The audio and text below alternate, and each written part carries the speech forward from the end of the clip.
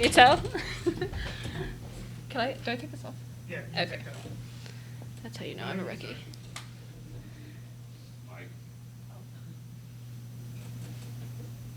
Yeah, Payton, that fourth quarter, Jeff sat the starters, kind of had the lineup, you, Liz, Narika, Mikasa, Alana, I guess seemed to do pretty well and kind of get to your own groove. What worked for you guys in that fourth quarter, and just kind of talk about extending the lead, stars on the bench?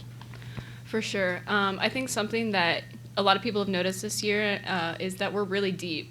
We play a lot of our bench up to 9-10 people, and I think that beginning of ACC play, Coach Walls is definitely trying to give us a lot of experience and just make sure that everyone's getting some playing time and that we're going to get our chemistry together. So I think it's really important going in there in the fourth quarter and just meshing well and getting our chemistry started before this ACC play gets going.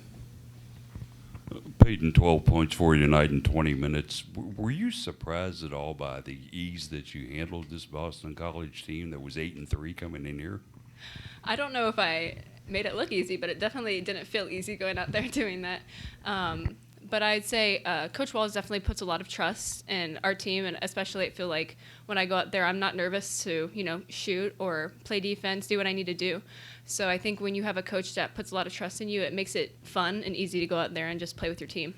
Payton, to bounce off that a little bit, I think early on Coach Walsh did tell you to relax. Was that the key to kind of help you? Did you feel like you needed to settle down a little bit early on? Oh, I can always settle down a little bit.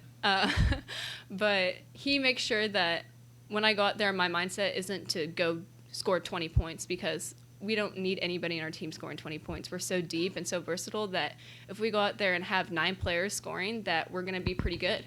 So I think just going out there, and he helps me with that mindset that I just need to be the player that I can be, and that doesn't necessarily mean shooting every time I touch the ball. I know he says that a lot, but just trusting my team and everyone just filling their role is really important. When you have a team as deep as this one appears to be, is there a tug of war between players wanting more minutes and recognizing that the collective is stronger? I'm not going to lie, our team is super competitive. I know you can definitely see it out there when we're playing, but there's never a problem with anyone thinking that they need more playing time or not. I don't think you can complain when you're 11-1 now. So when you're winning games, obviously something's going well. So I think just trusting in Coach the way that he trusts in us is really important. Is scoring average less important to women basketball players than it is to men? What'd you say? Sorry. Is scoring average less important to women than it is to men? Oh, God. That's a good question. I think that depends on the team and it depends on the person, and it honestly just depends on the team chemistry and coach and where you come from. But I think that if you are on a team where people are more worried about their personal stats rather than winning the basketball game, I think that it's going to be hard to live in an environment like that. So when you get to a place that's just wanting to win, like we are at Louisville, then I think you're going to find success. Payton, Taylor Soule, third leading scorer in the conference coming into this game. You all hold her to 12 points tonight. Just talk about the defensive effort in stepping her. I know we've had a lot of things come up about our defense and us holding teams to low scoring. It honestly is dependent so much on our coaches, our assistant coaches, getting in that scout report. And I think that's really helped us. I know like in the Kentucky game when we held Howard to under her average, and against Michigan we held Nas under her average. I think when teams are based around just maybe 1 or 2 people, we do really well at just being able to shut those people down and rely on our defense to get us going in games. Hey, Payton, in the back, you all started this game a little slow shooting-wise, and you mentioned your defense. How much of a steadying force is that to when shots aren't falling, you just rely on that to stay ahead and keep teams under pressure? Yeah, it's definitely something we talk about a lot in practice. We'll have those droughts in practice too, and they make it really clear that with such a good defense, with our ball pressure and our post defense, that we're a really good transition team. So the better we are at defense, the more steals we can get, the more transition, easy points that we can get. And once you see the ball, and this is what Coach Wells says, once you see the ball go in, that it's a lot better to, even if it's a layup or something, then it makes it a lot easier to go down and be willing to shoot an open shot. Payton, was there any adjustment that you and your teammates made there in the second half to really put the game away?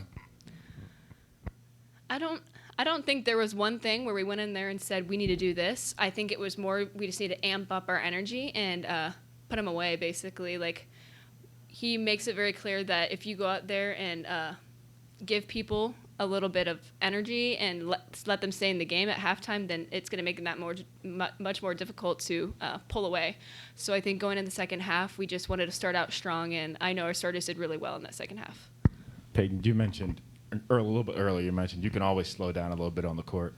What does it say? I mean, there's a lot of time that coaches put a freshman in and they have made a couple mistakes and they just pull you. So, like, what does it say about Jeff that he's able to trust you there? And then for yourself, how did you get yourself into a rhythm out there on the floor?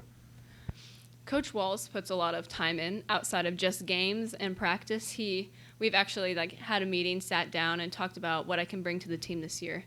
And so I think just having that conversation with a coach that you know is going to be honest and tell you straight up what's going to happen, that when I go out there, I'm not trying to do anything that I'm not supposed to do. So I guess I trust him, and obviously when I go out there and he trusts me, it's, like I said, it's more simple.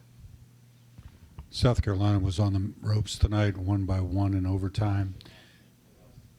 Who did? Well, not according to my phone. All right, well. I would love to know the real story of that. Yeah, according to my phone, they lost.